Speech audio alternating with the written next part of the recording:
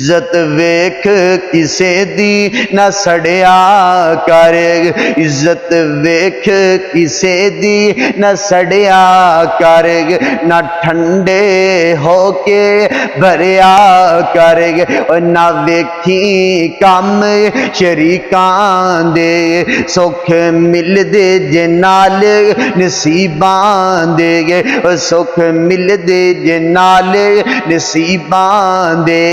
कोठी वेख के झुगी ढावी नाग, एवें अपना आप गवावी नाग, एवें अपना आप गवावी नाग, ओहो कटांगे जो कुछ बीजांगे, सुख मिलदे जे नाल नसीबां दे, इज्जत वेख किसे दी ना सड़िया कर, ना ठंडे होके भरिया कर, ना वेखी कम